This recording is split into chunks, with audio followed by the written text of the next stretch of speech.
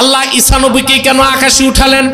আল্লামা Jalaluddin Suyuti আল হাবিলিল ফাতাওয়াতে লেখেন, পয়গম্বর ঈসা আল্লাহর কাছে সব সময় দোয়া করতেন, আল্লাহুম্মা জালনি মিন উম্মতি মুহাম্মাদিন সাল্লাল্লাহু আলাইহি ওয়াসাল্লাম, আল্লাহ তুমি আমাকে মুহাম্মদ সাল্লাল্লাহু আলাইহি ওয়াসাল্লামের উম্মত বানায় দাও। আল্লাহ তার দোয়া কবুল করেছেন। সেই জন্যই বনি ইসরায়েলের ইহুদিরা হাজার হাজার পয়গম্বরকে হত্যা করতে পারলেও মরিয়ম পুত্র ঈসাকে হত্যা করতে পারে নাই। আল্লাহ তারে আকাশে উঠায় নিছেন। হানাফি মাযহাবের শ্রেষ্ঠ আকীদার কিতাব শারহু ফিকিল আকবর দারুন নাফায়েজ বৈরুতের ছাপ 229 পৃষ্ঠায় স্পষ্ট উল্লেখ আছে, কিয়ামতের আগে দামেস্কের জামে মসজিদের ছাদে মরিয়ম পুত্র ঈসাকে আল্লাহ অবতরণ করায় দিবেন। দুইজন ফেরেশতার দুই কাঁধে ভর করে তিনি আসমান থেকে নামবেন। দামেস্কের জামে মসজিদের ভিতরে থাকবেন ইমাম মাহদি। আসর নামাজের আজানও শেষ, একামতও শেষ। লোকেরা বলবে জামাত পড়ান, ইমাম মাহদি বলবেন খবর পেয়েছে আমার ভাই ঈসা রুহুল্লাহ নামছেন। লোকেরা সব দৌড়িয়ে বাইরে বেরিয়ে যাবে, দেখবে দামেস্কের জামে মসজিদের পূর্ব পাশের মিনারা দিয়া ঈসা রুহুল্লাহ নামতেছেন। তিনি ভিতরে ঢুকার পরে ইমাম মাহদি বলবেন ঈসা রুহুল্লাহ, আজান শেষ, একামত শেষ, নামাজ পড়ান। শারহু ফিকিল আকবরে আছে ইমাম আজমের মত, মোল্লা আলী কারি ব্যাখ্যা করেছেন, ফায়ুশিরুল মাহদি ইলা ঈসা ইবনে মারইয়ামা বিতাকাদ্দুম। সুবহানাল্লাহ। ইমামে মাহদি হযরত ঈসাকে ইশারা করে বলবেন আপনি নামাজ পড়ান, আগে যান। ইমামে মাহদি তাকে ঈসা নবী জবাব দিবেন না, নামাজ আমি পড়াবো না, আপনি তো ইমাম, আপনি পড়াবেন। পয়গম্বর ঈসা যিনি বনি ইসরায়েলের উলুল আজম পয়গম্বর নামাজ পড়বেন মাহদির পিছে কেন? মোল্লা আলী কারি লিখেছেন, ফায়াক্তাদি বিহি লিয়াজহারা মুতাবিআত নবিয়িনা মুহাম্মদ সাল্লাল্লাহু আলাইহি ওয়াসাল্লাম। ঈসা নবী মাহদির পিছে নামাজ পড়ে এই কথার প্রমাণ দিবেন জগৎবাসীরে, আমি এখন আর নবী হিসেবে আসি নাই, মুহাম্মদ সাল্লাল্লাহু আলাইহি ওয়াসাল্লামের উম্মত হিসেবে এসেছি। আমার যে মুসলমান ভাইরা খ্রিস্টান হয়েছে, কান পেতে শুনে রাখো, পয়গম্বর ঈসা দরখাস্ত করে আল্লাহর হাবিবের উম্মত হলেন, আর তুমি তো বিনা দরখাস্তে আল্লাহর হাবিবের উম্মত ছিলা, সামান্য কিছু টাকার লোভে খ্রিস্টান হয়ে গেলা, কাল কিয়ামতের দিন কেমন করে চেহারা দেখাবা? ফিরে আসো, তবার সুযোগ আছে, তবার দরজা খোলা আছে, ফিরে আসো। আর বাংলাদেশে যত খ্রিস্টান পাদ্রী পুরোহিত আছে, বসো আমার সাথে। বাইবেলে একটা কথাও ঈশ্বরের তা তারা প্রমাণ দিতে পারবে না। পুরা বাইবেল ভেজাল, ফোকলা, এটার অথেন্টিসিটি শূন্যের পর্যায়ে চলে গেছে। এটা কোনো ধর্মই না, এটা একটা সংস্কৃতিতে রূপ নিয়েছে। আমালিনা من يهده الله فلا مضل له ومن يضلله فلا هادي له ونشهد أن لا إله إلا الله وحده لا شريك له ونشهد أن سيدنا وحبيبنا ومولانا محمدا عبد الله ورسوله صلى الله عليه وعلى آله وصحبه وسلم الذي أكمل الله به قصر النبوة أي ختم الله به النبوة وحكما لا نبي بعده وأعلن في القرآن بالبرهان أن محمدا صلى الله عليه وسلم خاتم النبيين والمرسلين الذي أرسله بالحق بشيرا ونذيرا وداعيا إلى الله بإذنه وسراجا منيرا فقد قال الله تعالى في كلامه المجيد والفرقان الحميد أعوذ بالله من الشيطان الرجيم بسم الله الرحمن الرحيم اليوم أكملت لكم دينكم وأتممت عليكم نعمتي ورضيت لكم الإسلام دينا صدق الله العظيم وصدق رسوله النبي الكريم ونحن على ذلك من الشاهدين والشاكرين والحمد لله رب العالمين إن الله وملائكته يصلون على النبي يا أيها الذين آمنوا صلوا عليه وسلموا تسليما اللهم একটু সাউন্ড বাড়বে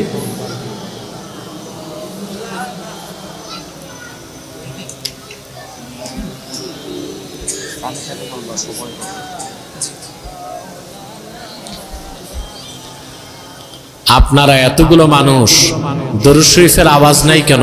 সমস্যা কি অসুস্থতা না কৃপণতা? মনের সংকীর্ণতা দূর করে দরাজ কণ্ঠে পড়েন আল্লাহুম্মা। আগের বক্তা কি ওয়াজ করছে?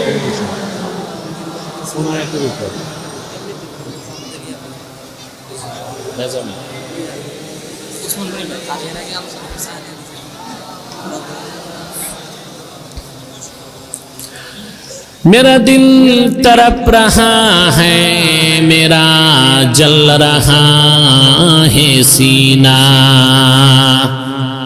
ये दवा वही मिलेगी मुझे ले चलो मदीना अल्लाहुम्मा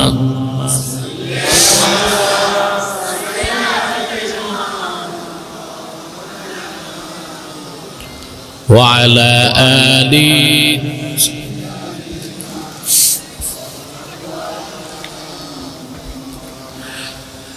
मदीने की हवा से जन्नती बू आती है खाके पाके मदीना में नूर जन्नत चमकती है अल्लाहुम्मा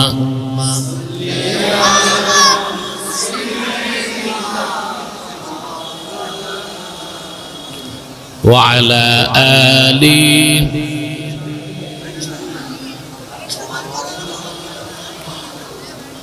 मुहम्मदुन रसूलुल्लाहि सल्लल्लाहु अलैहि वसल्लम ختمالله به النبوة وحكما لا نبي بعده بلغ العلا بكماله সাউন্ড আরো ক্লিন হবে, বাড়বে, ক্লিন হবে।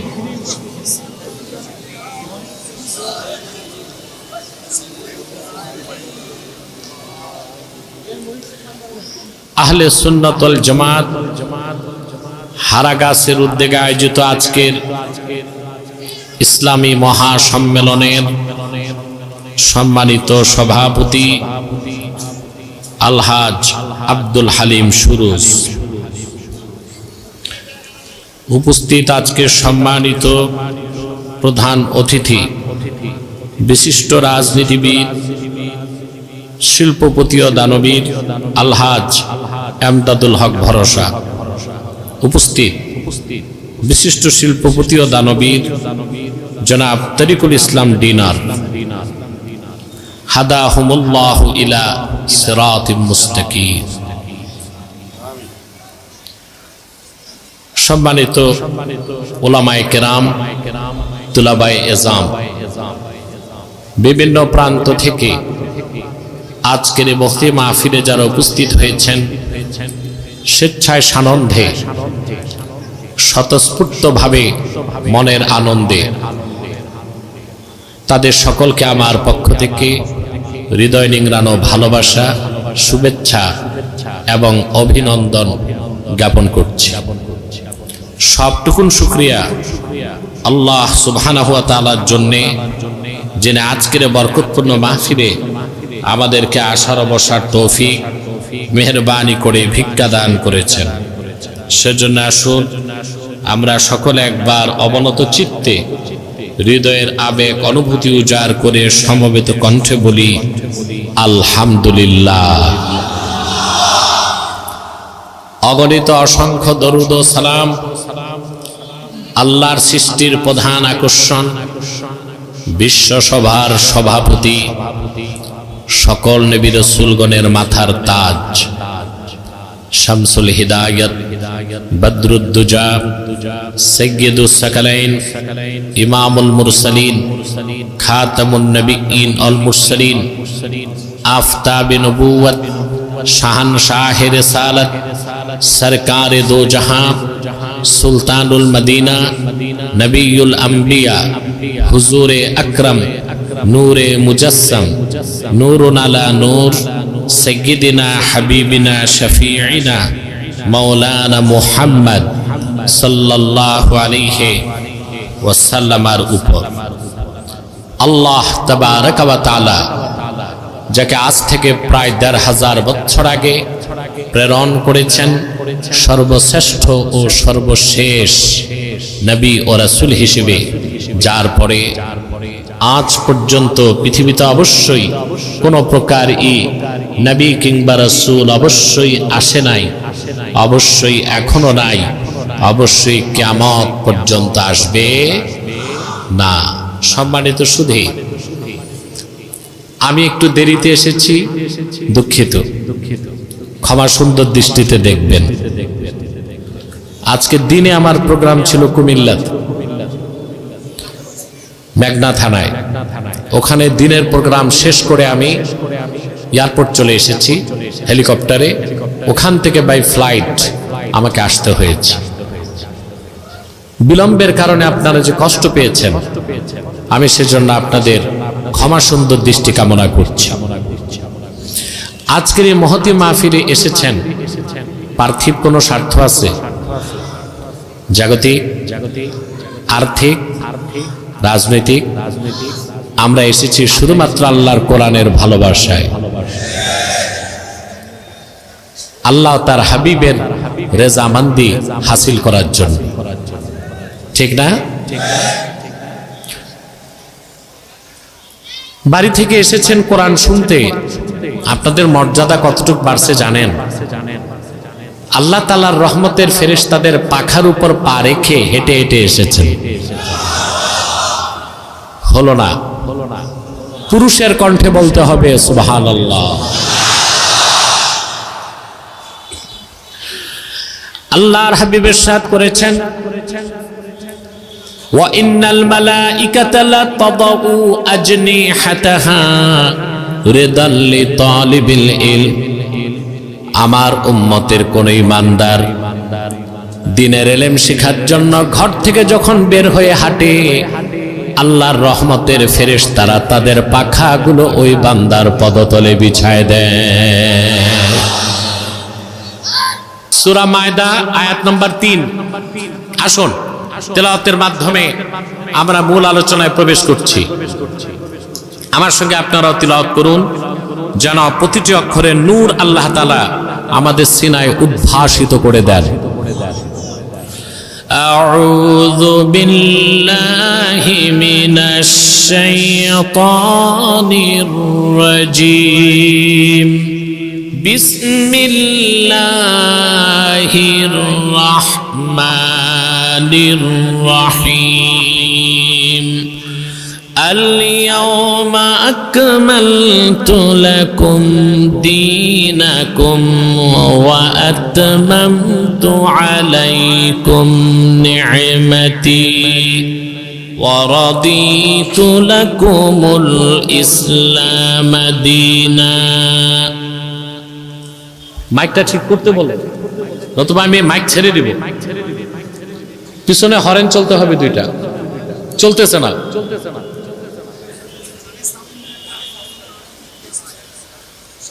আল্লাহ পাক কোরআন কারিমে তার হাবিব মুহাম্মদ সাল্লাল্লাহু আলাইহি ওয়াসাল্লামের উপর অবতীর্ণ কোরআনে ঘোষণা করেন, আল ইয়াউমা আকমালতু লাকুম দীনাকুম, আজকের এই পবিত্র দিনে আমি তোমাদের জন্য দ্বীন ইসলামকে পরিপূর্ণ করে দিলাম। ওয়া আতমামতু আলাইকুম নি'মাতি, তোমাদের উপর আমার নেয়ামতকে পরিসমাপ্ত করলাম। ওয়ারাদিতু লাকুমুল ইসলামা দীনা, আর একমাত্র ইসলামকে আমি দ্বীন হিসেবে স্বীকৃতি দিলাম। সুবহানাল্লাহ। আল্লাহ যে কি বলছেন আমরা টের পাই নাই, টের পাইছি। ইমামে খাজেন তাফসীর খাজেনে আয়াতের তাফসীরে লেখেন, আল্লাহর আখিরি নবী নূর নবীজি মুহাম্মদ মুস্তাফা আলাইহি ওয়াসাল্লাম দুনিয়া থেকে বিদায় নেবার মাত্র 81 দিন আগে আল্লাহ এই আয়াত নাজিল করেছেন। কোন সমস্যা? আওয়াজ সমস্যা? কতদিন আগে? মাত্র। রাসূল করিম সাল্লাল্লাহু আলাইহি ওয়াসাল্লাম উপস্থিত ছিলেন আরাফার ময়দানে।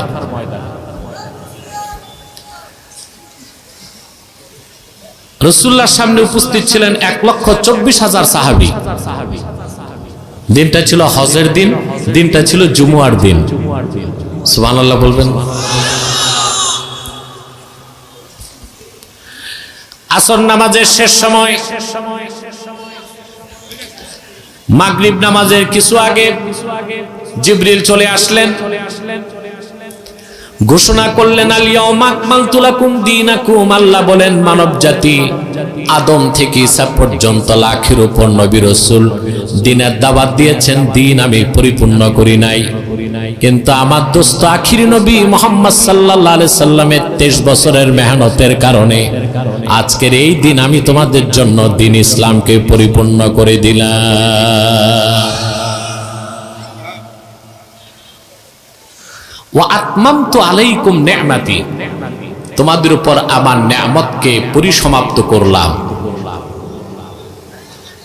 ওয়া রাদিতু লাকুমুল ইসলামা দীনা, আর একমাত্র ইসলামকে আমি আমার দ্বীন হিসেবে মনোনীত করলাম, স্বীকৃতি দিলাম। ঘোষণাকার। এই আয়াতের ব্যাখ্যা আমরা ততটুকু বুঝি নাই, গুরুত্ব তাৎপর্য অনুধাবন করি নাই ১,৫০০ বছর আগে মদিনা মুনাওয়ারার ইহুদিরা যতটুকু বুঝতে পেরেছিল। আমি হাদিসটি শোনাচ্ছি, সুনান তিরমিজিতে এসেছে, সহিহ বুখারীতে আছে, তাফসীর খাজেনে আছে, অসংখ্য তাফসীরের কিতাবে আসছে। আমি যে আয়াতের ব্যাখ্যা শোনাচ্ছি সূরা মায়দা। কোন সূরা? আল্লাহর হাবিব সাল্লাল্লাহু আলাইহি সাল্লামের আপন চাচাতো ভাই খুদে সাহাবী আব্দুল্লাহ বিন আব্বাস রাদিয়াল্লাহু তাআলা আনহুমা তিনি সূরা মায়দা তেলাওয়াত করছিলেন। যখন তিনি আল ইয়াউমা আকমালতু লাকুম এই অংশটা পড়লেন, ওখানে বসে থাকা মদিনা মুনাওয়ারার সবচেয়ে বড় ইহুদি আলেম কাবুল আহবার বসার থেকে দাঁড়ায় গেছে। ইহুদি আলেম এই আয়াতটা শুনে বসার থেকে দাঁড়ায় গেছে। একটা কথা বলি, রাগ করবেন না। রাসূল করিম সাল্লাল্লাহু আলাইহি ওয়াসাল্লামের জমানায় আবু জেহেল, আবু লাহাব, উতবা, সাইবা এই বড় বড় কাফেররা 25 জন কাফের ছিল যারা ঈমান আনে নাই। কতজন? আবু জেহেল, উতবা, সাইবা, মুগীরা, আবুল বুখতারি, এরকম 25 কাফের। এরা কোরআনের বিরোধিতা করত, রাসূলুল্লাহর বিরোধিতা করত, কিন্তু সারা রাত জেগে থাকতো কাবার চত্বরে রাসূলুল্লাহ নূরের জবান থেকে কোরআন শুনতে। সুবহানাল্লাহ। মদিনাতুল মুনাওয়ারায় যত ইহুদি আলেম ছিল, আব্দুল্লাহ ইবনে সালাম আর কিছু সংখ্যক আলেম ছাড়া ইহুদিদের কেউ বাকিরা মুসলমান হয় নাই, কিন্তু আল্লাহর কোরআন শুনতে তারা মজা পেত। কিন্তু আমার দেশে এমন মুসলমান নামধারী বুদ্ধিজীবী আছে, নাস্তিক আছে, ব্লগার আছে, কোরআন শুনতেও চায় না, কোরআন মানতেও চায় না। আছে এখানে শয়তান আসছে, বসাও, একদম বসায় দাও, উপর থেকে যাও, নামাও ওখান থেকে, নামিয়ে দাও, এই দিক তাকান, কথা শুনতেছেন? এই জন্য আব্দুল্লাহ ইবনে আব্বাস কোরআন শরীফ পড়তেন, মুসলমানরাও বসতো, ইহুদিরাও কোরআন শুনতে মজা পেত না। আমার দেশের বুদ্ধিজীবী যেগুলো রাষ্ট্রচিন্তক আর পলিসি মেকার হয়ে বসছে, ওদের কাছে কোরআন হাদিস ভালো লাগে না, লালনের সঙ্গীত আর রবীন্দ্র সঙ্গীত ভালো লাগে। তার কারণ একটাই, মৌমাছি দৌড়ায় ফুল বাগানে আর তেলাপোকা ডাস্টবিনে। মৌমাছি ফুল বাগানে আর তেলাপোকা ডাস্টবিনে। বাংলাদেশ 14 কোটি মুসলমানের দেশ বলেন, মুসলমান সবচেয়ে বড় পরাধীন বাংলাদেশে। যে তা না হতো, ফেসিবাদের বিদায়ের পর বাংলাদেশে রাখাল রাহার মতো কুলাঙ্গার নাস্তিক আর গালেবের মতো ইডেন কলেজের প্রফেসর আল্লাহ তার হাবিবের শানে বেয়াদবি করার সাহস কিভাবে পেয়েছে আমরা জানতে চাই। শাস্তি চাই, ফাঁসি চাই। মুরতাদের শাস্তি কি? মুরতাদের মধ্যে অন্য মুরতাদরা তওবা করলে তওবা কবুল হবে, কিন্তু মুরতাদদের মধ্যে শাতেম যারা আল্লাহকে গালি দেয়, রাসূলুল্লাহকে গালি দেয়, তওবা করলো মৃত্যুদণ্ড থেকে তারা খালাস পেতে পারে না। ঠিক কিনা?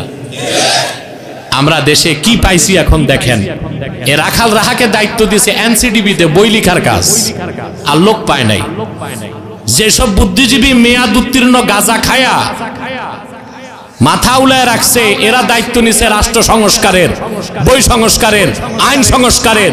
কোনদিন সংস্কার সম্ভব হবে না।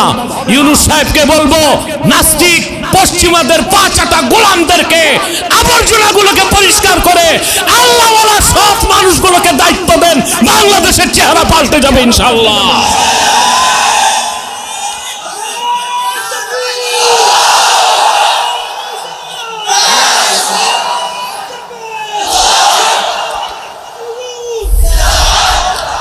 আমার প্রাণ প্রিয় রংপুরবাসী ভাইরা,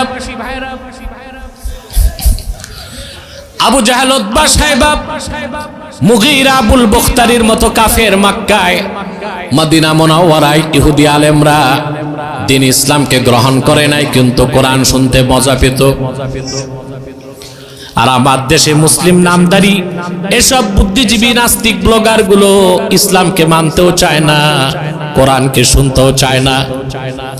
নিকৃষ্ট কোনগুলো? ওই কাফের গুলো না এগুলো? কোনগুলো? এগুলো নিকৃষ্ট। আব্দুল্লাহ বিন আব্বাস কমে বাড়ে, আব্দুল্লাহ বিন আব্বাস রাদিয়াল্লাহু তাআলা আনহুমা তিনি তেলাওয়াত করতেছিলেন সূরা মায়দা। মনে পড়ছে? মুসলমানদের সাথে বসা ছিল তৎকালে মদিনা মুনাওয়ারার ইহুদিদের সবচেয়ে বড় আলেম কাবুল আহবার। আব্দুল্লাহ বিন আব্বাস যখন, এটা ধরে রাখবা আওয়াজ, ধরবানা বারবার, 3 ফুট পিছে বসে,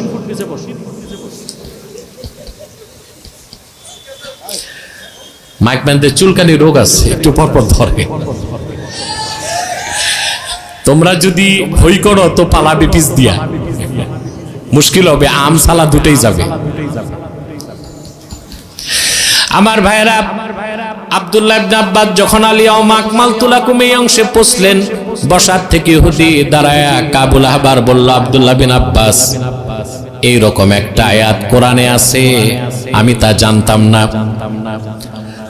লাউ নাযালাত হাযিহিল আয়াতু আলাইনা, যদি এই রকম আয়াত আমাদের নবী মুসার উপর ইহুদিদের উপর আল্লাহ নাজিল করতেন, লাত্তাখাযনা যালিকাল ইয়াওমা ঈদা, খুশির চোটে আয়াত নাজিলের দিনটারে আমরা ঈদের দিন বানায় নিতাম। এরকম একটা আয়াত কোরআনে আছে, তা তো আমি জানতাম না। সুবহানাল্লাহ। এরকম একটা আয়াত যদি তাওরাত কিতাবে আসতো মুসা নবীর উপর আয়াত নাজিলের দিনটাকে অবিস্মরণীয় করতে, আমরা দিনটার ঈদের দিন বানাইতাম। আব্দুল্লাহ ইবনে আব্বাস জবাব দিলেন, ইহুদি তোমার জানা নাই? ক্বালা ওয়াল্লাহি ইন্নাহা নাযালাত আলা রাসূলিল্লাহি সাল্লাল্লাহু আলাইহি ওয়াসাল্লাম ফি ইয়াউমি ঈদাইন। আল্লাহর কসম রে ইহুদি, আয়াতটা আল্লাহর হাবিবের উপর এমন একদিন নাজিল হয়েছে যেদিন ডবল ঈদ হয়েছে। দিনটা ছিল জুমার দিন, দিনটা ছিল হজের দিন। সুবহান।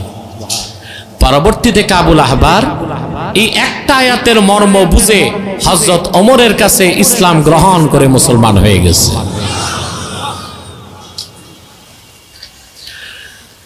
আমার ওইসব বিভ্রান্ত ভাই, তোমরা যারা ইসলাম ছেড়ে খ্রিস্টান ধর্ম গ্রহণ করছো, কান পেতে শুনে রাখো, আল্লাহর কোরআনের সমর্থন ছাড়া ঈসা নবীর নবুয়ত টিকানো সম্ভব না। ঈসা যে নবী ছিল এটা প্রমাণ করার মতো বাইবেলে কোনো দলিল নাই। ঈসার মা মরিয়ম যে সতী ছিল, চরিত্রবতী ছিল, ইহুদিরা অপবাদ দিছে মারিয়াম ব্যভিচার করছে, আল্লাহর কোরআন পবিত্রতা ঘোষণা করছে। ১৫০০ বছর আগে ইহুদি ও খ্রিস্টানদের বড় বড় আলেমরা মুসলমান হয়ে গেছে, আর তোমরা কিনা জন্মসূত্রে মুসলমান হয়ে ইসলামকে বাদ দিয়া সেই বিকৃত মিথ্যা আশ্রিত ফোকলা কিচ্ছু নাই খ্রিস্টান ধর্মে ঢুকছো। ফিরে আসো ইসলামের দিকে, আসো ইমানের দিকে, তাওহীদের দিকে, রিসালাতের দিকে, দ্বীন ইসলামের দিকে ফিরে আসো। তোমাদেরকে আমি উদাত্ত আহ্বান করছি। কথা বুঝতেছেন? এখন এমন একটা আয়াত যেটা নাজিল হলো যেদিন ডবল ঈদ হয়েছে, তা আয়াতের মর্মটা কি বুঝছেন আপনারা? আপনারা না বুঝলেও ইহুদি আলেম বুঝেছিল কিনা? কথা বলেন, বুঝতেছেন না? আমাকে একটু বুঝাতে হবে। আল্লাহ রাব্বুল আলামিন বলেন, আল ইয়াউমা আকমালতু লাকুম দীনাকুম, আজকের এই পবিত্র হজের দিন আমি তোমাদের জন্য দ্বীন ইসলামকে পরিপূর্ণ করে দিলাম। অর্থটা আমি বুঝাই দিচ্ছি। আল্লাহ বলতে চাইলেন, আদম থেকে ঈসা পর্যন্ত 1 লক্ষের উপর নবী রাসূল দ্বীনের দাওয়াত দিয়েছেন, দ্বীন পরিপূর্ণ হয় নাই। কিন্তু আমার হাবিব মুহাম্মদ সাল্লাল্লাহু আলাইহি সাল্লাম মাত্র 23 বছর দ্বীনের দাওয়াত দিয়েছেন, আমি দ্বীন পরিপূর্ণ করে দিলাম। তাহলে কথা বোঝা যায়, লাখের উপর পয়গম্বরের মেহনতকে এক পাল্লায় দিল, শুধুমাত্র আল্লাহর হাবিবের 23 বছরের মেহনতের সমান ওজন হবে না। হবে? সুবহানাল্লাহ। এরপরে আল্লাহ তাআলা বললেন, ওয়া আতমামতু আলাইকুম নি'মাতি, তোমাদের উপর আমার নিয়ামতকে পরিসমাপ্ত করলাম। এটা বুঝেন, আল্লাহ দ্বীনকে শুধু পরিপূর্ণ করেন নাই, পরিসমাপ্তির সাথে পরিপূর্ণ করছেন। অনেক কাজ অসমাপ্ত রেখে পরিপূর্ণ করা যায়, যায় কিনা? আমার কথা শুনেন, এই দিক তাকান, যায় কিনা? আপনি পরীক্ষার হলে ঢুকছেন, সময় 3 ঘন্টা, 100 মার্কসের উত্তর দিবেন, সময় কত? আপনি খুব লেখলেন, 3 ঘন্টা শেষ, অ্যান্সার হয়েছে 80। পরীক্ষা পরিপূর্ণ, কিন্তু সমাপ্ত হয়েছে না অসমাপ্ত? অসমাপ্ত। আপনি টাইম যা পাইছেন সে টাইমে 100 অ্যান্সার করতে। আল্লাহ স্পষ্ট করে দিলেন, দ্বীন ইসলামকে আল্লাহ শুধু পরিপূর্ণ করেন নাই, পরিসমাপ্তির সাথে পরিপূর্ণ করেছেন। যেন এই দিন ইসলাম কিয়ামত পর্যন্ত মানুষকে দিক নির্দেশনা দেয়। এই দিন ইসলামকে যারা গ্রহণ করবে ইহকালীন কল্যাণ আর পরকালীন মুক্তির জন্য যেন তাদেরকে অন্য কোনো ধর্ম তন্ত্র মতবাদের মুখাপেক্ষী হতে না হয়। ঠিক না? সুবহানাল্লাহি বিহামদিহি। আল্লাহ এখানে স্পষ্ট করে দিলেন, আদম থেকে ঈসা পর্যন্ত 1 লক্ষের উপর নবী রাসূল দ্বীনের দাওয়াত দিয়েছে, দিন পরিপূর্ণ হয় নাই। আমার হাবিব 23 বছর দ্বীনের দাওয়াত দিয়েছেন, আমি দ্বীনকে পরিপূর্ণ করলাম, পরিসমাপ্ত করলাম। তার মানে নবুয়ত রিসালাতের দরজা বন্ধ করে দিলাম। একমাত্র দ্বীন ইসলাম, এর বাইরে কোনো ধর্ম নাই, দ্বীন নাই। ভালো করে দেখেন মুসলমান, সেজন্য হাদিস সাক্ষ্য দেয়, পূর্বের 1 লক্ষের উপর নবী রাসূলের কাছে জিবরিল এসেছেন, প্রত্যেকের কাছে কয়বার? ইব্রাহিম নবীর কাছে এসেছেন মাত্র 10 বার, মুসা নবীর কাছে কয়েকশো বার, ঈসা নবীর কাছে এসেছে মাত্র 415 বার।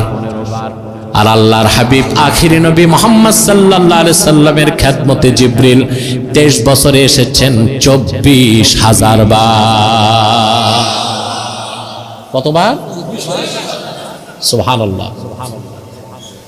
ইব্রাহিম নবীর কাছে কয়বার? 10 বার। মুসা নবীর কাছে কয়েকশো বার, ঈসা নবীর কাছে মাত্র 415 বার। আর আল্লাহর হাবিব সরওয়ারে কায়নাত, নবিউল আম্বিয়া, সাইয়্যিদুল মুরসালিন, খাতামুন নবিয়্যিন, রাহমাতুল লিল আলামিন মুহাম্মদ মুস্তাফা সাল্লাল্লাহু আলাইহি সাল্লামের কদমে জিবরিল এসেছেন 1500 বছর আগে দ্বীনের পয়গাম নিয়ে 24,000 বার। আমরা কিন্তু বুঝি নাই, এই জন্য আমাদের পরিবর্তন নাই। ইহুদি আলেম বুঝতে পেরেছে, ঠিক না? আমার মুসলমান ভাইরা, তারপরে আল্লাহ স্পষ্ট করে দিলেন, ওয়া আতমামতু আলাইকুম নি'মাতি, তোমাদের উপর আমার নিয়ামতকে সমাপ্ত করলাম। দিন পরিপূর্ণ করে আল্লাহ তাআলা ওহী আসার দরজা বন্ধ করে দিলেন। নবী আসার পথ কথা বলে না। মুহাম্মদ সাল্লাল্লাহু আলাইহি ওয়াসাল্লামকে আল্লাহ 1500 বছর আগে প্রেরণ করে দিনকে পরিপূর্ণ করে নবুয়তের রিসালাতের দরজা বন্ধ করে দিলেন। ওনার পরে আজ পর্যন্ত কোনো নবী আসে নাই, কিয়ামত পর্যন্ত আসবে। পূর্বে নবীর পরে নবী আসার 3টা কারণ থাকতো। কয়টা? আমার দিকে তাকান। ঘুমাচ্ছেন? কে কে ঘুমান? হাত উঠান। কথা তো এটাই, তার মানে মনোযোগ নাই। বুঝতেছেন? নবীর পরে নবী পূর্বে আসতো কয়টা কারণে? আদম থেকে ঈসা পর্যন্ত যত নবী এসেছেন, প্রত্যেক নবী ছিলেন আঞ্চলিক নবী। একটা অঞ্চলের নবী, একটা জাতির নবী, সেজন্য আরেক অঞ্চলের জন্য আরেক জাতির নিকট আরেক নবী লাগতো। নবীর পরে নবী আসতো, নবীর পরে নবীর সাথে নবী আসতো। যেমন এক জাতি এক দেশ এক সময়, মুসা তিনিও নবী, তার ভাই হারুনও ছিলেন নবী, ঠিক না? হযরত ইয়াকুব ছিলেন কেনানে নবী, তার পুত্র ইউসুফ ছিলেন মিশরে নবী। সুবহানাল্লাহ। প্রত্যেক নবী ছিলেন কি? আঞ্চলিক নবী। কি নবী? এই জন্য আরেক অঞ্চলে আরেক নবী দরকার হতো, আল্লাহ নবীর পরে নবী পাঠাতেন। কিন্তু তোমার নবী, আমার নবী, বিশ্ব নবী মুহাম্মদ মুস্তাফা সাল্লাল্লাহু আলাইহি ওয়াসাল্লাম, তিনি তো শুধু আরবের জন্য আসেন নাই, শুধু আরববাসীর জন্য আসেন নাই। আল্লাহ বলেন, কুল ইয়া আইয়ুহান নাসু ইন্নী রাসূলুল্লাহি ইলাইকুম জামিআ। মুহাম্মদ সাল্লাল্লাহু আলাইহি সাল্লাম, আপনি বলুন, হে মানব জাতি, আমি তোমাদের সবার জন্য আল্লাহর পক্ষ থেকে প্রেরিত হয়েছি। আদম থেকে ঈসা পূর্বের প্রত্যেক নবী ছিলেন আঞ্চলিক নবী, এক একটা জাতির নবী। আর বিশ্ব নবী মুহাম্মদ সাল্লাল্লাহু আলাইহি সাল্লাম গোটা সৃষ্টি জগতের নবী। এই জন্য মুসলমান ইসলামের দাওয়াত পৃথিবীর সবগুলো দেশে নিয়ে যাওয়ার অধিকার রাখে, কিন্তু খ্রিস্টানরা এই অধিকার রাখে না। কারণ খ্রিস্টানরা যারে নবী মানে, ঈসা নিজে বলছেন আমাকে শুধু পাঠানো হয়েছে বনি ইসরায়েলের হারানো মেষগুলোকে উদ্ধার করার জন্য। একে তো ঈসা নবী আকাশে, তার ধর্ম রিজেক্ট। সবচেয়ে বড় কথা, তার ধর্ম, তার শরীয়ত ছিল শুধু বনি ইসরায়েলের জন্য। তো বাংলাদেশে যাদের কাছে খ্রিস্টানরা ধর্ম প্রচার করে, এরা কি বনি ইসরায়েল না বাঙালি? কথা বলে না। তাহলে তাদের ধর্ম আর তাদের নবী ঈসার আদর্শ অনুযায়ী বাংলাদেশে খ্রিস্টান ধর্ম প্রচার করা, খ্রিস্টান ধর্মের ফতুয়া বৈধ কাজ না অবৈধ কাজ? চিল্লায় বলতে হবে। অথচ তারা বাংলাদেশে এসে জোর খাটায়। কি খাটায়? খ্রিস্টান মিশনারি মানুষকে খ্রিস্টান বানায়, আপনি বাধা দিবেন, প্রশাসনের 14 গোষ্ঠী এসে তাদের প্রটেক্ট দিবে। কিন্তু আলেম ওলামা, ইসলামিক স্কলারদেরকে ইউরোপ আমেরিকায় ইসলাম প্রচারের সুযোগ দেয় না। আজকে 12 বছরের বেশি সময় ডক্টর জাকের নায়েক আমেরিকা যেতে পারে না, কারণ ওখানে শিকাগোতে খ্রিস্টানদের সবচেয়ে বড় পণ্ডিতের সাথে তার বাহাস হয়েছিল। বাহাসে জাকের জিতেছিল, খ্রিস্টান হেরেছিল, যেতে দেয় না। আহমদ দিদাত রহমতুল্লাহকে আমেরিকায় ঢুকতে দেওয়া হতো না। আমি যে একজন ছোটখাটো দায়ী, আমি 23 সালে লন্ডন সফরে গিয়েছিলাম। 7টা প্রোগ্রামে 4টা করেছি, 3টা প্রোগ্রাম সকল কাফের মুশরিক রামবাম নাস্তিক আর ওই দেশি ইহুদিরা মিলে আমাকে করতে দেয় নাই। আমার বিরুদ্ধে ইহুদিদের বড় একজন লবিস্টার হচ্ছে নাইজেল ফারাজ। সে সিএনএন নিউজ প্রেজেন্টার এবং ব্রিটিশ পার্লামেন্টের এমপি ছিল। সে যেদিন আমার লন্ডনে প্রোগ্রাম, সেন্ট্রাল লন্ডনে, সে লং মার্চের হুমকি দিয়েছিল, ইউরোপে আমেরিকায় ইসলাম প্রচারে বাধা দাও, আর তোমাদের ধর্মের ফতুয়ায় তোমাদের নবী ঈসা ধর্ম আনছে শুধু বনি ইসরায়েলের জন্য, বাংলাদেশে এসে সেই ধর্ম প্রচার করা ধর্মের বিরোধী কাজ, অনৈতিক কাজ এবং চরম পর্যায়ের বাড়াবাড়ি ছাড়া আর কিছু নয়। শক্ত হন, ডাকেন তাদেরকে। তাদের বাইবেলে লেখা আছে ঈসা এসেছিল বনি ইসরায়েলের জন্য। তো ঈসার ধর্ম বনি ইসরায়েলের বাইরে প্রচার করা ঈসার কাজ আদর্শের পক্ষে যায় না ঈসার আদর্শের বিপক্ষে? তো নবীর আদর্শের বিপক্ষে যাইয়া কিসের ধর্ম পালন করো? কথা বলে না। তো নবীর পর নবী আসার কারণ ছিল কয়টা? এর একটা কারণ ছিল, এক অঞ্চলে এক নবী আসলে, এক জাতির নিকট এক নবী আসলে আরেক অঞ্চলে আরেক নবী লাগতো, নবীর পর নবী আসতো। কিন্তু মুহাম্মদ সাল্লাল্লাহু আলাইহি সাল্লামকে প্রেরণ করে আল্লাহ 1500 বছর আগে নবুয়তের রিসালাতের দরজা বন্ধ করে দিয়েছেন, কারণ তিনি আরববাসীদের নবী ছিলেন না, তিনি সৃষ্টি জগতের নবী হিসেবে এসেছেন। পূর্বে নবীর পর নবী আসার দ্বিতীয় কারণ হতো, কথা শুনতেছেন ভাই? মনোযোগ আছে তো? দ্বিতীয় কারণ হতো যে আপনার পূর্বের পয়গম্বর দিনের কাজ করতে করতে ইন্তেকাল করতেন, বাকি কাজ ধরতে আরেকজন নবী লাগতো, নবী আসতো। ইমামে ফখরুদ্দিন রাজি তাফসীর কবীরের মধ্যে সূরা আহজাবের 40 নম্বর আয়াতের ব্যাখ্যায় লেখেন, ওয়া ইন তারাকা শাইআম মিনান নাসিহাতি ওয়াল বায়ান ইয়াস্তাদরিকুহু মাইয়াতি বাদা। একজন পয়গম্বর দিনের কাজ যা বাকি রেখে যেতেন, আরেক পয়গম্বর এসে বাকিটা শুরু করতেন। কিন্তু আল্লাহ তাআলা আখিরি নবী মুহাম্মদ সাল্লাল্লাহু আলাইহি সাল্লামকে 1500 বছর আগে প্রেরণ করে দিনকে পরিপূর্ণ করে দিয়েছেন। আল্লাহর রাসূল কিছু বাকি রেখে যান নাই। এজন্য নবীর পরে নবী আসার দ্বিতীয় কারণটাও আল্লাহ ক্লোজ করে দিয়েছেন। রাসূলুল্লাহ কিছু বাকি রেখে গেছেন, কথা বলে না, বাকি রেখে গেছেন। তো নবীর পর নবী আসার দ্বিতীয় কারণটা আল্লাহ 1500 বছর আগে কি করছেন? বন্ধ করে দিয়েছেন। নবীর পরে নবী আসার তৃতীয় কারণ কি ছিল? নবীকে আল্লাহ যে দলিল দিতেন, কিতাব কিতাব কিতাব, যেমন মুসাকে দিয়েছেন তাওরাত, ঈসাকে দিয়েছেন ইনজিল, দাউদকে দিয়েছেন জাবুর, ঠিক না? কথা বলেন। তো ওই কিতাবগুলো হেফাজতের দায়িত্ব আল্লাহ নবীদেরকে দিতেন। নবীরা ইন্তেকালের পর ধর্মের ধান্দাবাজ, ধর্ম ব্যবসায়ী, প্রতারকরা ধর্মগ্রন্থের মধ্যে ভেজাল ঢুকাই দিত। সেজন্য সারা দুনিয়া এখন আর তাওরাত নাই, ওল্ড টেস্টামেন্ট আছে। এটা আল্লাহর বাণী না, পাদ্রীদের তৈরি করা। ঠিকটা ঠিক মতো কইতে পারলা না রংপুরবাসী? আইতে কি উডি খাও নাই? হ্যাঁ বলেন। আগে আমাদের বাসায় দাদা হুজুর, বাবা হুজুরের খাদেম কিছু রংপুরের ছিল। তো শুধু মজা লাগতো, জিজ্ঞেস করতাম বাড়ি কই, বলতো অংপুর। রাতে কি খাইছো, কই উডি। এটা শুনতে বারবার জিজ্ঞেস করতাম। এখন আর রংপুরের মানুষ অংপুর বলে না, রংপুরে বলে। রংপুর এখন স্মার্ট শহর হয়ে গেছে, বিভাগ হয়ে গেছে। আল্লাহর ওলি কারামত আলী জনপুরি শুয়ে আছে। এই বরকতে রংপুর বিভাগকে আল্লাহ বাংলাদেশের সবচেয়ে ডেভেলপ একটা ডিভিশনে পরিণত করে দিক। আলহামদুলিল্লাহ বলে। কথাগুলো শুনতেছেন? তাহলে নবী কি নিয়ে আসতেন? কিতাব। নবী বিদায় নিতেন, কিতাব কি হইতো? আসমানি কিতাবগুলো তার অথেন্টিসিটিকে হারিয়ে ফেলতো, ঠিক না? যেমন মুসা আলাইহিস সালাম ইন্তেকাল করার কয়েক বছরের মধ্যেই বনি ইসরাইল তাওরাত কিতাবটাকে ভেজাল করে দিছে। কি করে দিছে?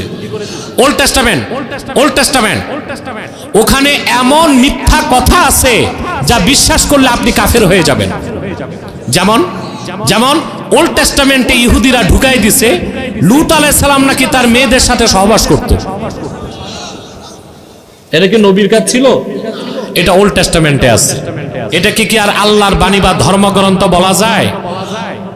তাহলে মুসা নবী ইন্তেকালের পর বনি ইসরাইলের ধর্ম ব্যবসায়ীরা এই কথা ঢুকাইছে। কথা বলে না? ঈসা নবীর উপর আল্লাহ নাজিল করেছিলেন ইনজিল। কি? ঈসা নবী আকাশে উঠার মাত্র 60 বছরের মধ্যে সেন্ট পৌল ইনজিল কিতাবটার মধ্যে শিরক আর কুফর ঢুকায় দিছে। কয় বছর পর? বলেন, মাত্র 60 বছর। কয় বছর? সেন্ট পৌল কিতাবটারে ভেজাল করলো, ঢুকায় দিল দা থিওরি অফ ট্রিনিটি, তৃত্ববাদ। নাউজুবিল্লাহ বলেন। তারপর এই বাইবেল যে কত পরিবর্তন হয়েছে, আমাদের গবেষণায় প্রতিষ্ঠানে 11টা সংস্করণ বাইবেল আছে। কয় সংস্করণ? 11 বাইবেলে 11 রকম কথা। ঈশ্বরের বাণী কি 11 রকম হয় না একরকম? তা বাইবেল তার অথেন্টিসিটি হারিয়ে ফেলছে, ঠিক কি না? তো পূর্বের কিতাবগুলো সংরক্ষণের দায়িত্ব ছিল উম্মতের, তারা গড়বড় করত। কিন্তু আল্লাহ তার আখিরি নবী মুহাম্মদ সাল্লাল্লাহু আলাইহি সাল্লামকে 1500 বছর আগে প্রেরণ করলেন 30 পারা কোরআন দিয়ে। এই কোরআন আল্লাহ হেফাজতের দায়িত্ব আবু বকর, ওমর, ওসমান, আলীকে দেন নাই। আল্লাহ রাব্বুল আলামিন কিয়ামত পর্যন্ত এই কোরআন হেফাজতের দায়িত্ব নিজের হাতে নিলেন। 1500 বছর আগ থেকে আজ পর্যন্ত আল্লাহর কোরআনের কোন একটা বাক্যের, কোন একটা শব্দের, কোন একটা অক্ষর কেউ বদলাতে পেরেছে? এই বসো এখানে ডান পাশে, 1 সেকেন্ডে বসে যাও সব। রাত বেশি আমি জানি, কিন্তু আজকের মাহফিল ব্যতিক্রম মাহফিল। এরপর আমাদের প্রশ্ন উত্তর পর্ব আসতেছে। ফিতনা তো একটা না, কাফের মুশরিকদের ফিতনা আছে, খ্রিস্টানদের ফিতনা আছে, আবার কিছু বাতিল ফেরকাও মাথা গজাইছে। তো এই উত্তরগুলো নিয়ে যেতে হবে। সব প্রশ্ন আমার কাছে চলে এসেছে। আমি ইনশাআল্লাহ সংক্ষেপে প্রত্যেকটা প্রশ্নের জবাব দিয়ে যাব ইনশাআল্লাহ। আজ যে ফেরকাটা এই কাজ করতেছে, তারা খ্রিস্টানদেরকে সুযোগ করে দিচ্ছে খ্রিস্ট ধর্ম প্রচার করা। তাদের মুখস্থ আজকে উন্মোচন হবে ইনশাআল্লাহ। তবে আপনাদের ধৈর্য ধরতে হবে। জীবনে কত খেলা দেখতে যে দিন পার করেছেন, নেতার পিছনে মিছিল দিয়ে গলা ভাঙছেন, বৃষ্টিতে ভিজেছেন, সূর্যের আলোতে শুকিয়েছেন। দিন ইসলামের স্বার্থে আজকে যদি পুরা রাতও দিতে হয়, রাজি আছেন? কারা কারা হাত তুলে দেখা।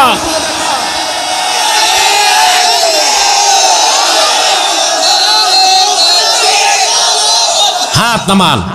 আল্লাহ কবুল করুক, আল্লাহ মঞ্জুর করুক। আমি সারা রাত আপনাদের বসাবো না, খুব কম সময় ছেড়ে দিচ্ছি। না, সারা রাত ওয়াজ করলে ওয়াজ থাকবে না, আওয়াজ শুরু হবে। আমি যা বলি তা শোনেন, খুব কম সময়ে তাফসীরটা করেই আমি জরুরি কিছু কথা বলে প্রশ্নোত্তর পর্বে চলে যাচ্ছি, ঠিক আছে ইনশাআল্লাহ? আমার ভাইরা, কোরআন হেফাজতের দায়িত্ব কার? কেউ বদলে দিতে পারছে? কারণ আল্লাহ তো আদম সৃষ্টির আগে সিদ্ধান্ত নিয়েছেন মুহাম্মদ সাল্লাল্লাহু আলাইহি সাল্লাম শেষ নবী, ওনার দিন শেষ দিন। সেই দিন ইসলামের মূল দলিল কি?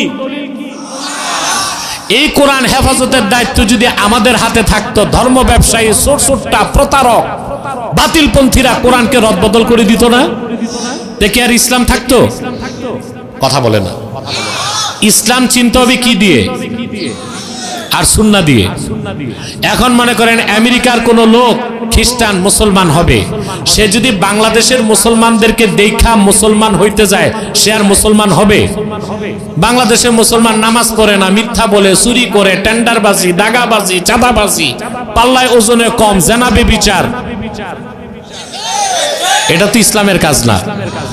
তো এই দেশের মুসলমানকে দেখলে কোনো বেদিন মুসলমান, কিন্তু ইসলামের দলিল কোরআন দেখলে, তাহলে যদি কোরআনের হেফাজতের দায়িত্ব আল্লাহ না রাখতেন তো ইসলামের অস্তিত্ব থাকতো? আর কিয়ামত তক আল্লাহকে আল্লাহ বলার কেউ থাকতো?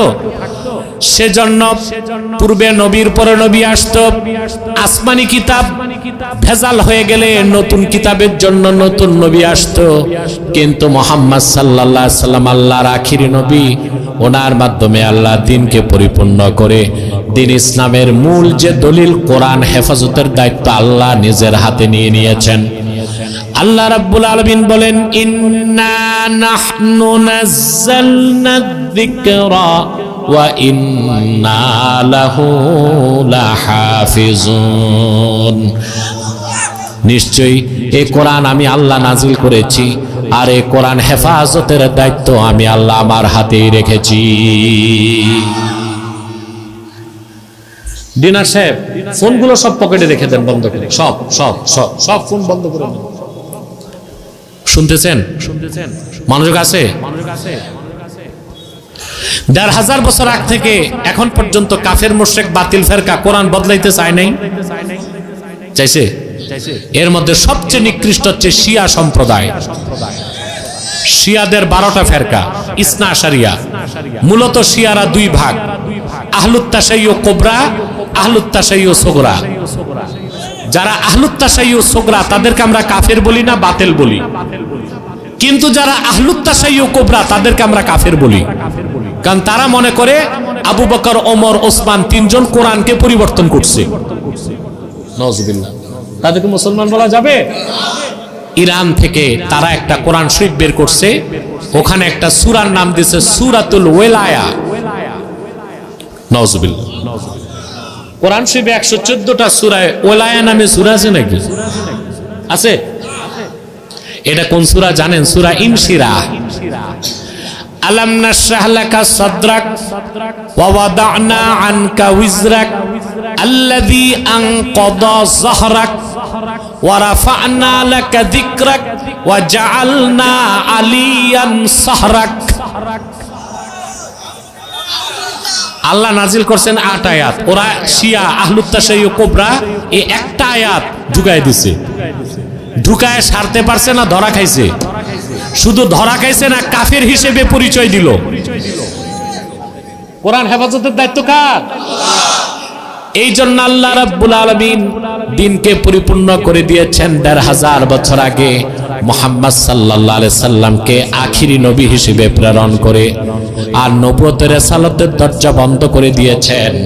এখন পর্যন্ত কোন প্রকারই নবী কিংবা রাসূল আসে নাই, এখনো নাই, কিয়ামত পর্যন্ত আসবে না। আসবে এখন মুহাম্মদ সাল্লাল্লাহু আলাইহি ওয়াসাল্লামকে ১,৫০০ বছর আগে আল্লাহ প্রেরণ করে দ্বীনকে পরিপূর্ণ করলেন। ওনার পরে আজ পর্যন্ত কোন প্রকারই নবী কিংবা রাসূল আসে নাই, এখনো নাই, কিয়ামত তক আসবে না। এই বিশ্বাসটার নাম আকীদা খাতমে নবুয়ত। এই বিশ্বাস যার থাকবে না, সে মুসলমান না কাফের? ওমান শাক্কা ফি কুফরিহি ফাহুয়া আইজান কাফের। তার কাফের হওয়াতে যে সন্দেহ করবে সেও কাফের। এই আকীদা খাতমে নবুয়তের বিপক্ষে 2টা কাফের সম্প্রদায় কাজ করতেছে। এর মধ্যে একটা হচ্ছে ঈসাই জামাত। এই যে খ্রিস্টানদের যে দলটা মানুষকে খ্রিস্টান বানাচ্ছে, এরা বাংলাদেশে ঢুকছে 1975 সালে।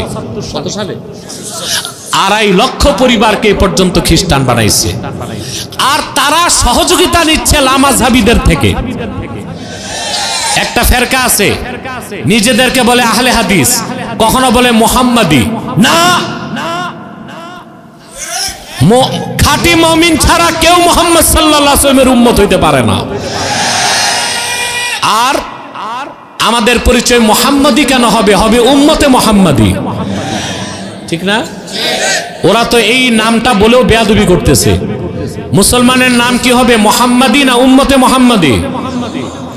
আসলে তারা আহলে হাদিসও না, তারা যে পরিচয় দেয় মুহাম্মাদি, যেহেতু খাঁটি উম্মত না, এর জন্য মুহাম্মাদিও বলা যাবে না।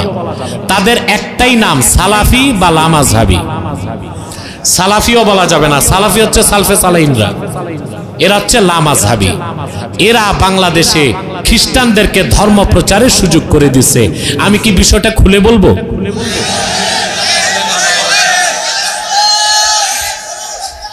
খ্রিস্টানরা মানুষকে খ্রিস্টান বানাবার ক্ষেত্রে প্রথম যে অস্ত্রটা ব্যবহার করে সেটা হচ্ছে মুহাম্মদ সাল্লাল্লাহু আলাইহি ওয়াসাল্লাম শাফাত করতে পারবেন না,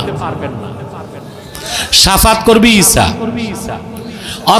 অতএব ইসলামে থেকে লাভ কি? ঈসার ধর্ম গ্রহণ করি যে শাফাত করবে।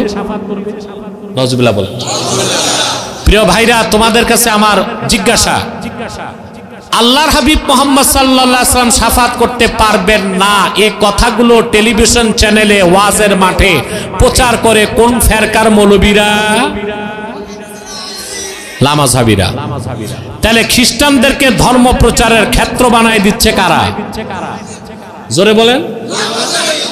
তাহলে বোঝা যায় এই লামাযহাবীদের কোমরের রশি আটলান্টিকের ওপারে। ওখান থেকে আসে ডলার। কি আসে? দেখেন না, এরা অনুষ্ঠান করে 5 স্টারে টাকা পায় কোত্থেকে?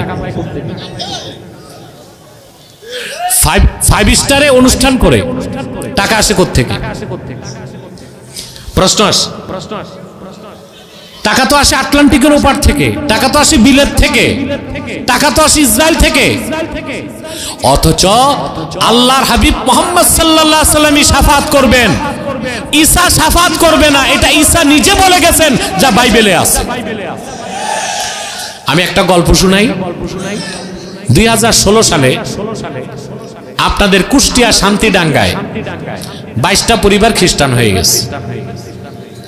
আমার কাছে ফোন গেল, আজকে না 2016। আমি আমার তাহরিকে খাতমে নবুয়ত বাংলাদেশের কেন্দ্রীয় কমিটি নিয়ে গেলাম। শান্তিডাঙ্গাটা কুষ্টিয়া ইসলামী বিশ্ববিদ্যালয়ের দেওয়ালের ওপারে। যে বিশ্ববিদ্যালয়, ইসলামী বিশ্ববিদ্যালয়, এত আলেম স্কলার, ওদের চোখের নিচে শান্তিডাঙ্গায় খ্রিস্টানরা মিশনারি কাজ করে 22টা পরিবারকে খ্রিস্টান বানাই দিয়েছে। আমি গেলাম সেখানে। কুষ্টিয়া বিশ্ববিদ্যালয়ের মসজিদের যে খতিব, লোকটা মারা গেছে গাড়ি দুর্ঘটনায়, তার উস্তাদও মারা গেছে গাড়ি দুর্ঘটনায়।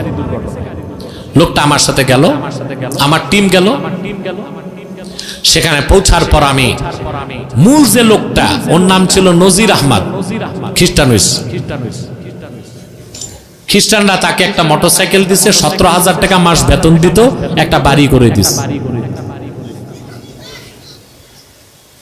একটা বাড়ি করে দিস। আমি তার কাছে গেলাম, ভিডিওটা সোশ্যাল মিডিয়ায় আছে, দেখবেন। আমি তাকে বললাম, সে সামনে আসছে, তার বউও সামনে চলে আসে, এখন সব খ্রিস্টান হয়ে গেছে। আমি চোখ নিচে করে পর্দা আদায় করতেছি, মুসলমান করতে হবে। 2.5 ঘন্টা আমার সাথে সে বিতর্ক করল। আমি তাকে জিজ্ঞেস করলাম, ভাই তুমি আল্লাহর হাবিব মুহাম্মদ সাল্লাল্লাহু আলাইহি ওয়াসাল্লামের একমাত্র দিন ইসলাম বাদ দিয়া খ্রিস্টান হইলা কেন? তার প্রথম জবাব ছিল, মুহাম্মদ সাল্লাল্লাহু আলাইহি ওয়াসাল্লাম তো শাফাত করতে পারবেন না, তো ওনার ধর্মে থেকে লাভ কি? ঈসা তো শাফাত করবে, এই জন্য খ্রিস্টান হইছে। আমার পাশে কুষ্টিয়া বিশ্ববিদ্যালয়ের শিক্ষকটা লামাযহাবী, দেখি তার মুখে অমাবস্যার কালো রাত। সে বুঝতে পারছে তাদের অপপ্রচার সুবিধা নিচ্ছে কারা। তাৎক্ষণিক আমি চ্যালেঞ্জ করলাম, মুহাম্মদ সাল্লাল্লাহু আলাইহি ওয়াসাল্লাম শাফাত করবেন, এটা কোরআনেও আছে, হাদিসেও আছে। কি পরিমাণ হাদিস তা গুণে শেষ করা যাবে না। আর ঈসা যে শাফাত করবে এটা কোরআনেও নাই, বাইবেলেও নাই। আর সে চ্যালেঞ্জ করলো বাইবেলে আছে। আমি বলছি তো বাইবেল আনো। আমাদের ডিনার দেখছে আমার ভিডিওটা, আমি বলছি বাইবেল আনো। এখন বাইবেল এনে এই পৃষ্ঠা শুধু উল্টায়, খবর নাই।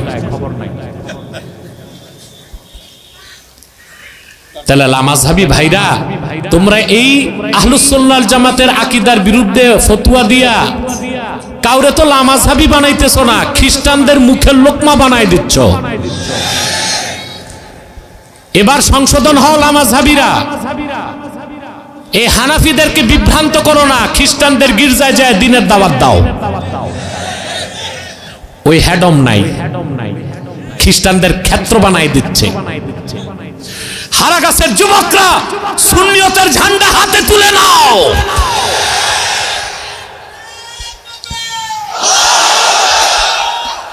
কাফের মুশরিক বাতিল ফেরকার বিরুদ্ধে তোমাদের অবস্থান হবে জিরো টলারেন্স।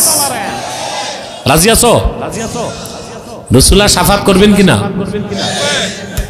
ইবনে হাজার আসকালানির ফাতাওয়া, ইন্নাল আখবার বিশাফাআতিন নবী সাল্লাল্লাহু আলাইহি ওয়াসাল্লাম কদ বালাগা হাদ্দাত তাওয়াতুর।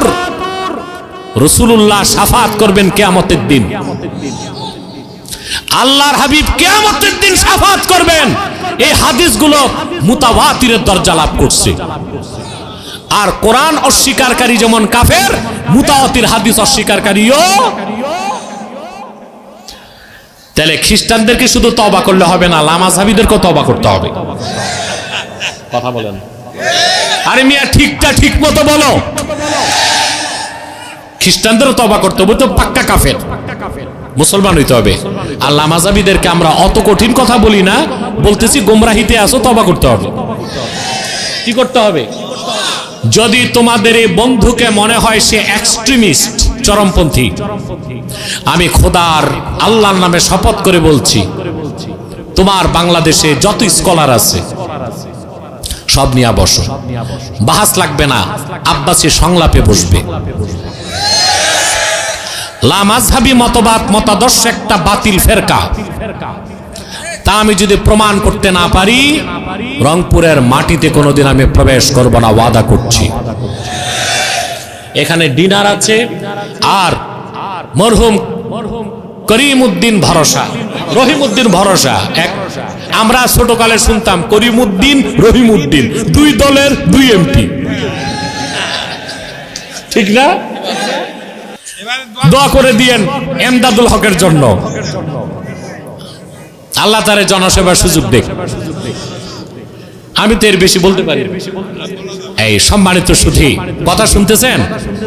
তো তাদেরকে দায়িত্ব দিয়ে গেলাম, লামাযহাবীরা কখন কোথায় সংলাপে বসতে চায় আমি প্রস্তুত আছি ইনশাআল্লাহ। তাদের আকীদাগুলোর মধ্যে যথেষ্ট ত্রুটি আছে, তাদের আকীদায় শিরক আছে, কুফর আছে। অনেকে মনে করে আমাদের সাথে তাদের দ্বন্দ্ব, আমরা রফে দেন করি না, ওরা করে। আমরা ওয়েতের পড়ি 3 রাকাত, তারা পড়ে 1 রাকাত। আমরা নাবির নিচে হাত বাঁধি, তারা বুকের উপর। আমি বলি এটা কোনো দ্বন্দ্বই না, ওদের মূল সমস্যা আকীদাতে। ওদের আকীদা আমার আল্লাহ তাআলার জিসিম আছে আমাদের মতো, এটা একটা শিরকি আকীদা। আমাদের আকীদা মুহাম্মদ সাল্লাল্লাহু আলাইহি সাল্লাম মানুষ, তবে যে বলবে আমাদের মতো সাধারণ মানুষ, সে কাফের। কথা বুঝতে পারছেন? আমরা বলি মুহাম্মদ সাল্লাল্লাহু আলাইহি ওয়াসাল্লাম শাফাত করবেন, এই বিষয়টা মুতাওয়াতির। তারা বলে মুহাম্মদ সাল্লাল্লাহু আলাইহি ওয়াসাল্লাম শাফাত করতে পারবেন না। সুযোগ নিচ্ছে কারা? জোরে কোন? 2 নাম্বার, আমার দেশের কিছু নির্বোধ মৌলবী আর লামাযহাবী শাইখদের কারণে খ্রিস্টানরা আরেকটা সুযোগ পাইছে, সেটা হচ্ছে আমার দেশের কিছু মৌলবী বক্তা আর প্রবক্তা আর লামাযহাবীরা বলে ঈসা যে কিয়ামতের আগে নামবে নবী হিসেবে না। ঈসা বনি ইসরায়েলের নবীর খাতায় নাম থাকবে, নবীর খাতায় নাম থাকবে যে বনি ইসরায়েলের নবী ছিলেন। কিয়ামতের আগে নামবেন উম্মতে মুহাম্মদী পরিচয়। সুবহানাল্লাহ। কয়টা দলিল চাও, কয়টা হাদিস চাও?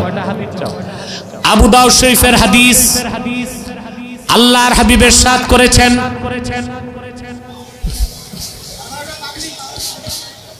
এই বসেন বসেন বসেন, স্বেচ্ছাসেবকরা দেখবে, কথা শুনতেছেন? আল্লাহর হাবিব ইরশাদ করেছেন, আবু দাউদ শরীফের হাদিস, ওয়াল জিহাদু মাজিন মুজবাসানি আল্লাহ ইলা আইয়ুকাতিলা আখিরু হাযিহিল উম্মাতিদ দাজ্জাল। আল্লাহ বলেন, আমি মুহাম্মদ সাল্লাল্লাহু, আল্লাহর হাবিব বলেন, আমি মুহাম্মদ সাল্লাল্লাহু আলাইহি সাল্লামকে আল্লাহ প্রেরণ করে আমার উম্মতের জন্য জিহাদকে ফরজ করে দিয়েছেন। সুবহানাল্লাহ। আল্লাহর হাবিব বলেছেন, আল্লাহর হাবিব বলেন, আমি মুহাম্মদ সাল্লাল্লাহু আলাইহি সাল্লামকে আল্লাহ প্রেরণ করে জিহাদকে ফরজ করে দিয়েছেন আমার উম্মতের শেষ ব্যক্তি কর্তৃক দাজ্জালকে হত্যা করার আগ পর্যন্ত জিহাদ চলবে। দাজ্জালকে হত্যা করবে ওই শেষ ব্যক্তির নাম কি?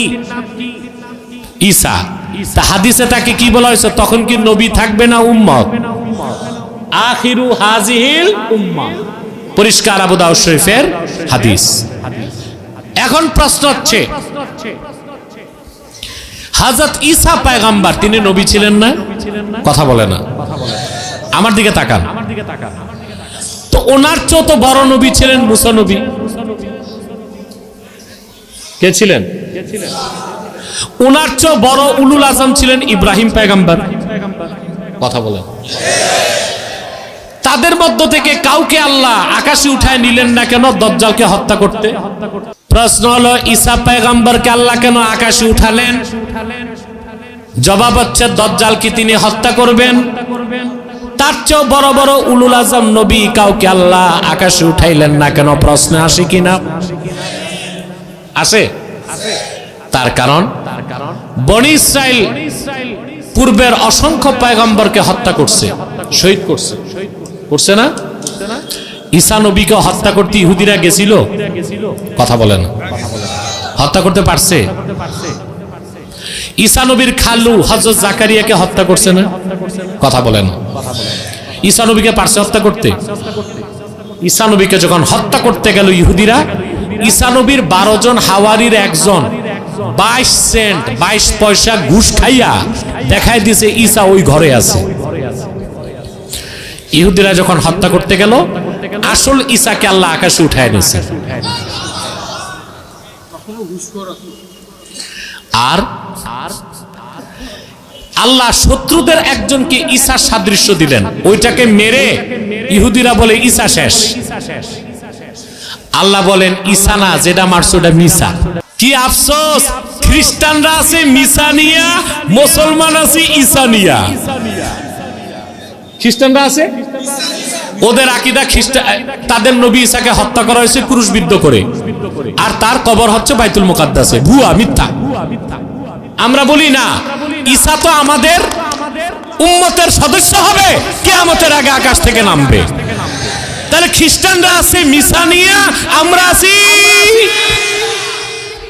আমরা বলি ঈসা আমাদের ভাই, আল্লাহর পয়গম্বর, বনি ইসরাইলের উলুল আজম পয়গম্বর, কিয়ামতের আগে উম্মতে মুহাম্মদী হিসেবে নামবেন। সুবহানাল্লাহ। ঠিক না? আমার ভাইরা, তার কারণ কি? আল্লাহ ঈসা নবীকে কেন আকাশে উঠালেন? আল্লামা জালালউদ্দিন সুয়ুতী আল হাবিলিল ফাতাওয়াতে লেখেন, পয়গম্বর ঈসা আল্লাহর কাছে সব সময় দোয়া করতেন, আল্লাহুম্মা জালনি মিন উম্মতি মুহাম্মাদিন সাল্লাল্লাহু আলাইহি ওয়াসাল্লাম। আল্লাহ, তুমি আমাকে মুহাম্মদ সাল্লাল্লাহু আলাইহি ওয়াসাল্লামের উম্মত বানায় দাও। আল্লাহ তার দোয়া কবুল করেছেন। সেই জন্যই বনি ইসরায়েলের ইহুদিরা হাজার হাজার পয়গম্বরকে হত্যা করতে পারলেও মরিয়ম পুত্র ঈসাকে হত্যা করতে পারে নাই। আল্লাহ তারে আকাশে উঠায় নিছেন। হানাফি মাযহাবের শ্রেষ্ঠ আকীদার কিতাব শারহু ফিকিল আকবর দারুন নাফায়েজ বৈরুতের ছাপ 229 পৃষ্ঠায় স্পষ্ট উল্লেখ আছে, কিয়ামতের আগে দামেস্কের জামে মসজিদের ছাদে মরিয়ম পুত্র ঈসাকে আল্লাহ অবতরণ করায় দিবেন। দুইজন ফেরেশতার দুই কাঁধে ভর করে তিনি আসমান থেকে নামবেন। দামেস্কের জামে মসজিদের ভিতরে থাকবেন ইমাম মাহদি। আসর নামাজের আজানও শেষ, একামতও শেষ। লোকেরা বলবে জামাত পড়ান। ইমাম মাহদি বলবেন খবর পেয়েছে আমার ভাই ঈসা রুহুল্লাহ নামছেন।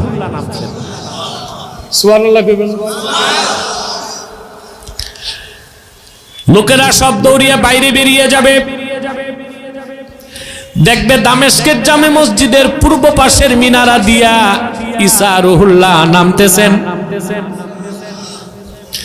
তিনি ভিতরে ঢুকার পরে ইমাম মাহদি বলবেন ঈসা রুহুল্লাহ আজান শেষ, একামত শেষ, নামাজ পড়ান। সুবহানাল্লাহ। শারহু ফিখিল আকবরে আছে ইমাম আজমের মত, মোল্লা আলী কারি ব্যাখ্যা করেছেন ফায়ুশিরুল মাহদি ইলা ঈসা ইবনে মারইয়ামা বিতাকাদ্দুম। সুবহানাল্লাহ। ইমামে মাহদি হযরত ঈসাকে ইশারা করে বলবেন আপনি নামাজ পড়ান, আগে যান। ইমামে মাহদি তাকে ঈসা নবী জবাব দিবেন না, নামাজ আমি পড়াবো না, আপনি তো ইমাম, আপনি পড়াবেন। পয়গম্বর ঈসা যিনি বনি ইসরাইলের উলুল আজম পয়গম্বর নামাজ পড়বেন মাহদির পিছে কেন? মোল্লা আলী কারি লিখেছেন ফায়াক্তাদি বিহি লিয়াজহারা মুতাবিআত নবিয়িনা মুহাম্মদ সাল্লাল্লাহু আলাইহি ওয়াসাল্লাম। ঈসা নবী মাহদির পিছে নামাজ পড়ে এই কথার প্রমাণ দিবেন জগৎবাসীরে আমি এখন আর নবী হিসেবে আসি নাই, মুহাম্মদ সাল্লাল্লাহু আলাইহি ওয়াসাল্লামের উম্মত হিসেবে এসেছি। আমার যে মুসলমান ভাইরা খ্রিস্টান হয়েছে কান পেতে শুনে রাখো, পয়গম্বর ঈসা দরখাস্ত করে আল্লাহর হাবিবের উম্মত হলেন, আর তুমি তো বিনা দরখাস্তে আল্লাহর হাবিবের উম্মত ছিলা, সামান্য কিছু টাকার লোভে খ্রিস্টান হয়ে গেলা, কাল কিয়ামতের দিন কেমন করে চেহারা দেখাবা?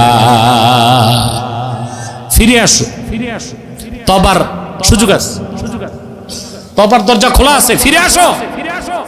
আর বাংলাদেশে যত খ্রিস্টান পাদ্রী পুরোহিত আছে বসো আমার সাথে, বাইবেলে একটা কথাও ঈশ্বরের তা তারা প্রমাণ দিতে পারবে না। পুরা বাইবেল ভেজাল, ফোকলা, এটার অথেন্টিসিটি শূন্যের পর্যায়ে চলে গেছে। এটা কোনো ধর্মই না, এটা একটা সংস্কৃতিতে রূপ নিয়েছে। অতএব যারা মুসলমান তাদেরকে শপথ নিতে হবে, আপনার জান থেকেও ইমানটাকে বড় বানাতে হবে। ব্যক্তির চেয়ে দল বড়, দল থেকে দেশ বড়, দেশ থেকে আমার জান বড়, আমার জান থেকে আমার ইমান বড়, ইসলাম বড়। কল্লা দিয়ে দিব, ইমান দিব না মুসলমান।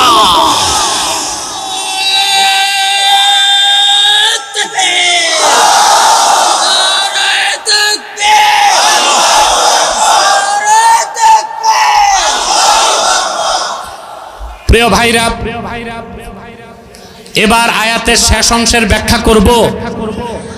ওয়ারাদিতু লাকুমুল ইসলামা দীনা, আল্লাহ বলে দিলেন সব ধর্মকে, তন্ত্র মতবাদকে আমি রিজেক্ট করে দিলাম, শুধু আমার হাবিব মুহাম্মদ সাল্লাল্লাহু আলাইহি ওয়াসাল্লামের দ্বীন ইসলামকে আমি স্বীকৃতি দিলাম। এখন স্বর্গে যেতে হলে, বেহেশতে যেতে হলে একমাত্র দ্বীন ইসলামকে গ্রহণ করতে হবে। অন্য কোন ধর্ম, কোন মতবাদ গ্রহণ করলে আপনি বেহেশতে যেতে পারবেন না। সিদ্ধান্ত কার? ইসলামের বাইরে কিছু নেওয়া যাবে? ভালো কিছু থাকলে? বাংলাদেশে একটা ফেরকা বেরিয়েছে সুফিবাদী। কি এরা, এদের উৎপত্তি কোত্থেকে একটু বলে দেই। বাংলাদেশি সুফিবাদী প্রচার করে ডক্টর সলিমুল্লাহ খান আর ফরহাদ মজহার। দেখছেন না ফরহাদ মজহারকে? ওর যে কি ধর্ম নিজেই জানে না। এত লম্বা দাড়ি নাভি পর্যন্ত, মোজ 3 ইঞ্চি মোটা, মাথায় কিম্ভূত কিমাকার টুপি, এত মোটা আলিগুড়ি পায়জামা, ওর ভিতরে নাতি ঢুকবে, পিছনে সরস্বতীর মূর্তি, সামনে লালনের বেহালা। এই হয়েছে সুফিবাদী। কি? ইসলামে সুফিবাদ নাই, এটা একটা শিরকি মতবাদ। ইসলামে তাসাউফ আছে, তরিকত আছে, মারেফত আছে। তরিকত, তাসাউফ, মারেফত, পীরি মুরিদি এক জিনিস, আর সুফিবাদ আরেক জিনিস। আপনারা বাদশাহ আকবরের নাম শুনছিলেন? এটারে আমি বাদশাহ আকবর বলি না, বলি বাদশাহ অজগর। এই বাদশাহ অজগর 13 বছর বয়সে সিংহাসনে বসছে। আচ্ছা ভাই, ছেলেরা বালেগ হয় কয় বছরে? 15। আর বাদশাহ আকবর মসনদে বসছে কত বছর বয়সে? না বালেগ। খতনা করছিল কিনা জানি না। তার মামা ছিল শায়েস্তা খাঁ, সে ছিল শিয়া। আর তার পাশে ছিল দরবারি 2 মৌলবী, মোল্লা আবুল ফজল ফৈজি আর মোল্লা আবুল ফজল আল্লামি। কয়জন? বাদশাহ আকবরের এক ছেলে হিন্দু হয়ে গেছিল, তার নাম দারা শেখো। কি নাম হয়েছিল? কি হিন্দু। এখন বাদশাহ আকবরের বউ ছিল হিন্দু, তার ঘরে হয়েছে মানসিংহ। কে? এখন বাদশাহ আকবর আর তার ছেলে চিন্তা করছে হিন্দু ধর্মের পরিচয় দিলে তো আর সিংহাসন থাকবে না। এই দারা শেখো তখন একটা নতুন ধর্ম বের করলো, ইসলাম থেকে কিছু, খ্রিস্টান থেকে কিছু, হিন্দু থেকে কিছু। ওইটার নাম দিয়েছে দ্বীনে এলাহি। মুজাদ্দেদ আল ফেসানি সংগ্রাম করে দ্বীনে এলাহির গোড়া কেটে দিয়েছেন। সেই দ্বীনে এলাহির অরিশারি সুফিবাদীরা এখন বাংলাদেশে লালন ভক্ত নামে মাথা চারা দিছে। কি নামে? এরা বলে ইসলামের ভার্সন আছে। নাউজুবিল্লাহ কর। কি আছে? টকশোতে বলে পলিটিক্যাল ইসলাম, রেডিক্যাল ইসলাম, মডারেট ইসলাম, সুফিবাদী ইসলাম। নাউজুবিল্লাহ বলবেন না? মানুষ যেটা বানায় ওইটার ভার্সন হয়। ইসলাম কি মানুষ বানিয়েছে না আল্লাহ পাঠাইছেন? এটার কোনো ভার্সন আছে? আল্লাহর আখিরি নবী মুহাম্মদ সাল্লাল্লাহু আলাইহি সাল্লামকে প্রেরণ করে ১৫০০ বছর আগে আল্লাহ ইসলামকে পরিপূর্ণ করে দিয়েছেন। আল ইয়াউমা আকমালতু লাকুম দীনাকুম ওয়া আতমামতু আলাইকুম নি'মাতি। দিন তো পরিপূর্ণ হয়ে গেছে ১৫০০ বছর আগে। ইসলামের কোনো পরিবর্তন নাই, কারণ ইসলামের হেফাজতকারী কে? জোরে বলেন। ইসলামের কোনো ভার্সন? এখন পলিটিক্যাল ইসলাম কোনটা বলে? আমরা যখন ইসলামী রাষ্ট্রের কথা বলি, বলে এটা রাজনৈতিক ইসলাম। আমরা যখন জিহাদ ফি সাবিলিল্লাহর কথা বলি, বলে এটা রেডিক্যাল ইসলাম। আমরা যখন আমাদের মধ্যে কিছু মুনাফিক মৌলবী আছে, orientalist, sir Syed Ahmad Khan আলীগড়ের Orientalism বানাইছে না? ওরিয়েন্টালিজমের মূল হচ্ছে ইসলামকে মানি একটা শর্তে, পশ্চিমা মতাদর্শের সাথে যদি কন্ট্রাডিকশন হয় তখন পশ্চিমা মতাদর্শ মানি, ইসলাম তখন মানি না। আর ইসলামের সাথে যদি পশ্চিমা মতাদর্শের বিরোধ না থাকে তখন ইসলাম মানি। এরা কি মুসলমান না আরো কুখ্যাত কাফের?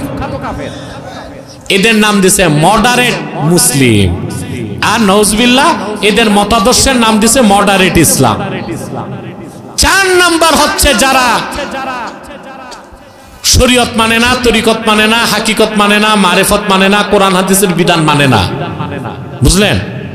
গাঁজা খায়, গান গায়, আউল বাউল ফাউল, একতারা, দোতারা, সেতারা, সাম্বুরা, জাম্বুরা। বিয়ে শাদী বিশ্বাস করে না, বলে ভক্ত পুরুষ ভক্ত মহিলা ফিজিক্যাল রিলেশন করতেই পারে। লালনের শিক্ষা। কার শিক্ষা? এরপর বলে সব ধর্মই ভালো কথা বলে, সব ধর্মই মানা যাবে। এরাই হচ্ছে সুফিবাদী। এরা কি মুসলমান না জিন্দিক? চিল্লায় বলো মুসলমান না জিন্দিক? ইসলামের কোন ভার্সন? ইসলামী রাজনীতি পূর্ণাঙ্গ ইসলাম নয়, পূর্ণাঙ্গ ইসলামের অংশ। জিহাদ ফি সাবিলিল্লাহ পূর্ণাঙ্গ ইসলাম নয়, পূর্ণাঙ্গ ইসলামের অংশ। সুবহানাল্লাহ। তরিকত তাসাউফ পূর্ণাঙ্গ ইসলাম নয়, পূর্ণাঙ্গ ইসলামের অংশ। ইসলামের কোনো ভার্সন নাই। আল্লাহ বলেছেন ওয়ারাদিতু লাকুমুল ইসলামা দীনা, একমাত্র ইসলামকে মানতে হবে। ইসলামের বাইরে অন্য কোন ধর্মে ভালো কিছু থাকলেও নেওয়া যাবে। জোরে বলতে হবে, যাবে। কেউ যদি বলে ভাই আমি মুসলমান, সমস্যা কি? ইসলাম ইজ দ্য বেস্ট, এটা মানি। খ্রিস্টান ধর্মের ভালোটা কি নেওয়া যাবে না? হিন্দু ধর্মের ভালোটা নেওয়া যাবে না? তো যুক্তি তো লাগবে। কথা বলেন, কেন নেওয়া যাবে না? শুনেন ভালো করে। ক্যান্সারের সবচেয়ে দামি ঔষধ কেমোথেরাপি। 1 বোতল কেমোথেরাপির দাম জার্মান মেড 1.5 লাখ টাকা, 1 শিশি। কত? আর আপনি ক্যান্সারের ইনজেকশন কিনছেন 1.5 লক্ষ টাকা দাম, তারিখ দেওয়া আছে বোতলের গায়ে 25শে ফেব্রুয়ারি রাত 12টা। মুসলমান প্রশ্ন করি, 1.5 লক্ষ টাকার বোতল 25 ফেব্রুয়ারি রাত 12টা পর্যন্ত মেয়াদ, 25 ফেব্রুয়ারি রাত 1টায় তার দাম কত? ডেট এক্সপায়ার্ড, মেয়াদ উত্তীর্ণ, ভ্যালু। নবী মুসা আল্লাহর কাছ থেকে যে শরীয়ত এনেছিলেন ঈসার আগমনের মাধ্যমে ওই শরীয়ত মেয়াদ উত্তীর্ণ হয়ে গেছিল। ঈসা নবী আবার আল্লাহর কাছ থেকে যে শরীয়ত এনেছিলেন, ঈসা আকাশে উঠে গেছেন 1500 বছর আগে। মুহাম্মদ সাল্লাল্লাহু আলাইহি সাল্লামের দ্বীন ইসলামের কারণে ঈসার আনা ধর্মটা রিজেক্ট হয়ে গেছে, মেয়াদ উত্তীর্ণ হয়ে গেছে। এখন শুধু ইসলাম, কেবল ইসলাম, একমাত্র ইসলাম। ঈসার ধর্ম, মুসার ধর্ম, অন্য কোন ধর্ম থেকে ভালো কিছু থাকলেও নেওয়া যাবে না। আর ওয়ারাদিতু লাকুমুল ইসলাম দীনা, মুহাম্মদ সাল্লাল্লাহু আলাইহি ওয়াসাল্লামের দ্বীনকে আল্লাহ স্বীকৃতি দিয়েছেন। এই দ্বীন ইসলাম পরিপূর্ণ হয়ে গেছে 1500 বছর আগে। এই দ্বীন ইসলামের মেয়াদ কিয়ামত পর্যন্ত। চিল্লা এখন সুবহানাল্লাহ। বুঝাইতে পারলাম? এখন শুধু ইসলাম, ইসলাম ইজ দ্য বেস্ট বললে হবে না। Islam is the best, Islam is the last, Islam is fully completed by almighty Allah. ইসলামী শ্রেষ্ঠ, ইসলামী শেষ, ইসলামী শুরু, ইসলামী শেষ, ইসলামী ফাইনাল, ইসলামী চূড়ান্ত। ইসলাম পরিপূর্ণ। মুহাম্মদ সাল্লাল্লাহু আলাইহি ওয়াসাল্লামের মাধ্যমে 1500 বছর আগে এই দ্বীন ইসলামকে আল্লাহ পরিপূর্ণ করে দিয়েছেন। এই ইসলামকে গ্রহণ করি আমরা উম্মতে মুহাম্মদী। কিয়ামতের আগে ঈসা রুহুল্লাহ যখন আকাশ থেকে নামবেন, নবী পরিচয় না, উম্মতে মুহাম্মদী পরিচয়। সে ইসলাম নিয়ে বেঁচে থাকতে চায়, ইসলামের জন্য জীবন দিতে চায়। কারা কারা দুহাত উঁচু করে আল্লাহকে দেখাও।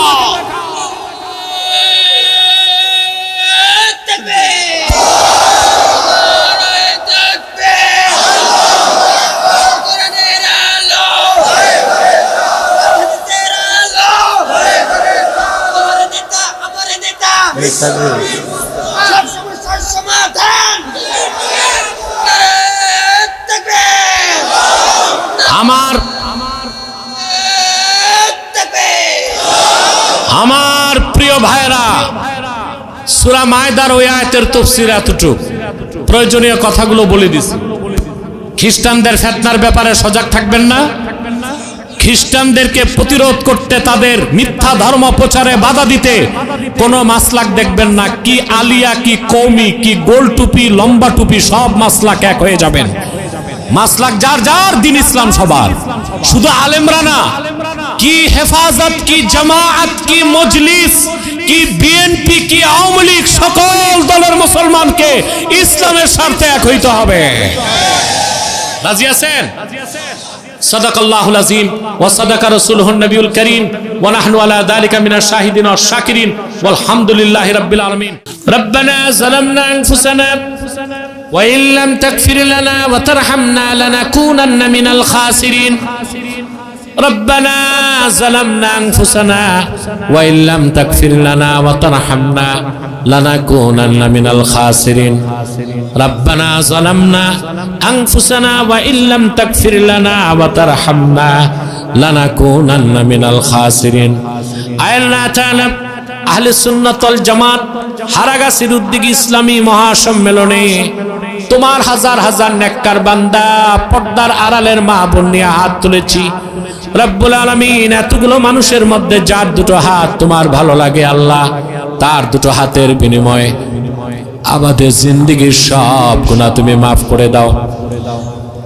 হৃদয়ের গভীর থেকে দোয়া করি আল্লাহ, তোমার আখিরি নবী নূর নবীজি আমার মুহাম্মদ মুস্তাফা সাল্লাল্লাহু আলাইহি ওয়াসাল্লাম আজ থেকে 1500 বছর আগে দুনিয়া থেকে বিদায় নিয়েছেন। হায়াতুন নবী হিসেবে জান্নাতুল ফেরদাউস রওজা মুবারকে বিশ্রাম নিয়েছেন। আল্লাহ, জীবনে একবার তোমার আখিরি নবী নূর নবীজি আমার মুহাম্মদ মুস্তাফা সাল্লাল্লাহু আলাইহি ওয়াসাল্লামের জান্নাতুল ফেরদাউস রওজা মোবারকে উপস্থিত হয়ে গো আল্লাহ তোমার হাবিবের নূরের কদমে দরুদ ও সালামের হাদিয়া দেবার আগে আল্লাহ তুমি ডাক দিও না। আল্লাহ তাআলা একবার বা একাধিকবার যারা সোনার মদিনায় নূরের মদিনায় যেতে পেরেছি আল্লাহ, জীবনে বারবার তোমার আখিরি নবী নূর নবীজি আমার মুহাম্মদ মুস্তাফা সাল্লাল্লাহু আলাইহি ওয়াসাল্লামের নূরের শহর মদিনাতুল মুনাওয়ারা জিয়ারতের জন্য তাদের কপালটা খুলে দাও। হৃদয়ের গভীর থেকে দোয়া করি আল্লাহ তোমার আখিরি নবী নূর নবীজি আমার মুহাম্মদ মুস্তাফা সাল্লাল্লাহু আলাইহি ওয়াসাল্লামের নূরের চেহারা মোবারক স্বপ্ন একবার দেখে গো আল্লাহ জান্নাত ওয়াজিব হবার আগে তুমি ডাক দিও না। একবার বা একাধিকবার যারা তোমার আখিরি নবী নূর নবীজি আমার মুহাম্মদ মুস্তাফা সাল্লাল্লাহু আলাইহি ওয়াসাল্লামের নূরের চেহারা মোবারক স্বপ্নে দেখার সৌভাগ্য লাভ করেছে, জীবনে বারবার দেখার জন্য আল্লাহ তাদের কপালটা তুমি জান্নাতি কপাল বানায় দাও। আল্লাহ আমাদের অনেকের বাবা নাই, অনেকের মা নাই, অনেকের বাবা মা একজনও নাই। যত মানুষের বাবা মা দুনিয়ার থেকে বিদায় নিয়ে অন্ধকার কবরে চলে গেছে আল্লাহ, যত মানুষের বাবা মা দুনিয়ার থেকে বিদায় নিয়ে অন্ধকার কবরে চলে গেছে আল্লাহ, সকল মুসলমান বাবা মার কবরকে আল্লাহ তুমি জান্নাতের বাগান বানায় দাও। রব্বুল আলামিন আল্লাহ তাআলা আহলে সুন্নাত ওয়াল জামাত হারাগাছের মধ্যে যতগুলো মানুষ আছে কমিটিতে, যারা এই মাহফিলের জন্য ধন দিয়েছে, যারা মন দিয়ে খেটেছে, নৈতিক সমর্থন করেছে, আইনি সহায়তা দিয়েছে, সকলের ধনমনকে কবুল করে আল্লাহ এই মাহফিলটা আমাদের সবার জন্য নাজাতের জরিয়া বানায় দাও। আল্লাহ তাআলা রব্বুল আলামিন গুনার বোঝা কাঁধে করে হাত তুলেছি আল্লাহ, আজকের এই দাওয়াতি মেহনতের ওসিলায় আমি সহ সকল পাপী তাপির গুনাহ মাফ করে আল্লাহ মাহফিলটা আমাদের সবার জন্য নাজাতের জরিয়া বানায় দাও।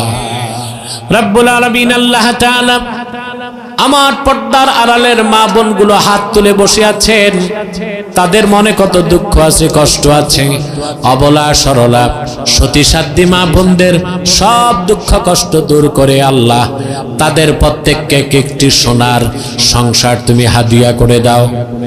আল্লাহ আমার কলিজার টুকরা যুবক ভাইগুলো রে, হারাগাছের যুবকগুলো, রংপুরের যুবকগুলো রে আল্লাহ তোমার হাতে তুলে দিলাম, প্রত্যেক যুবককে খাঁটি ইমানদার বানায় দাও, সহিহ আকীদার ধারক বানায় দাও, আহলুস সুন্নাহ ওয়াল জামাতের অনুসারী বানায় দাও, প্রত্যেক যুবককে খাতমে নবুয়ত আন্দোলনের সৈনিক বানায় দাও, নামাজি বানায় দাও, খ্রিস্টানদের অপতৎপরতার বিষদাঁতকে নির্মূল করার জন্য কবুল করে নাও।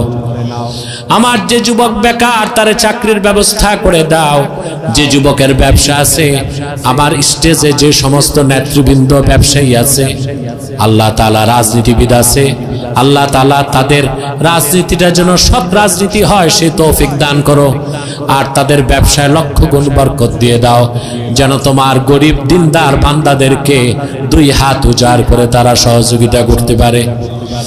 যে যুবকটা বিদেশ যেতে চায়, যেতে পারে না, ওই যুবকটার বিদেশ যাওয়ার স্বপ্ন তুমি পূরণ করে নাও। ভাইরা আমার, একটি মিনিট সময় ছেড়ে দিলাম, চক্ষুটা বন্ধ করুন, দিলটা নরম করুন, মাথাটা নত করুন।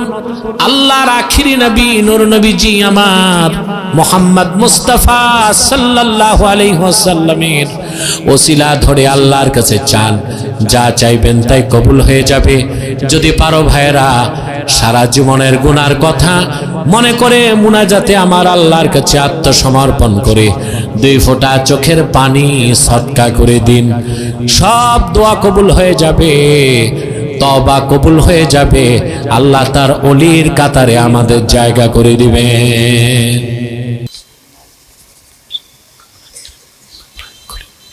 বাবা মায়ের দোয়া করেন, অসুস্থতার জন্য সুস্থতা কামনা করে আল্লাহর কাছে দোয়া করেন।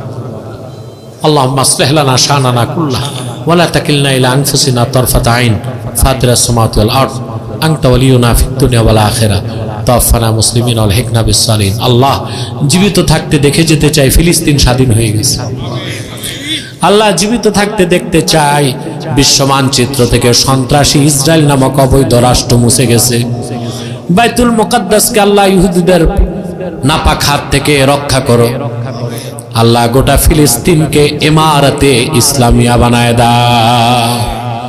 আল্লাহুম্মা ইন্না নাতাওয়াসসালু ইলাইকা বিওয়াসিলাতি হাবিবিকাল মুহতারাম নবিকাল খাতিম সাইয়্যিদিনা ওয়া সাইয়্যিদিল আবরার নবিয়িনা ওয়া নবিয়িল আমবিয়া মুহাম্মদ ইবনে আব্দুল্লাহ নবিয়ুল্লাহ রাসূলুল্লাহ সাল্লাল্লাহু আলাইহি ওয়াসাল্লাম আল্লাযী আকমালতা বিহি কসরান নুবুওয়া ওয়া হাকামতান লা নাবিয়্যা বা'দা ওয়া আ'লানতা ফিল কুরআনি বিল বুরহান আন্না মুহাম্মাদান সাল্লাল্লাহু আলাইহি ওয়াসাল্লাম খাতামুন নাবিয়্যিন ওয়াল মুরসালিন ক্বাবলা 15 মিআতি সানাহ ওয়া সাল্লাল্লাহু তাআলা আলা খায়রি খালকিহি নবিয়িনা মুহাম্মাদিন নূরিল্লাহ ওয়া আলা আলিহি ওয়া সাহবিহি আজমাইন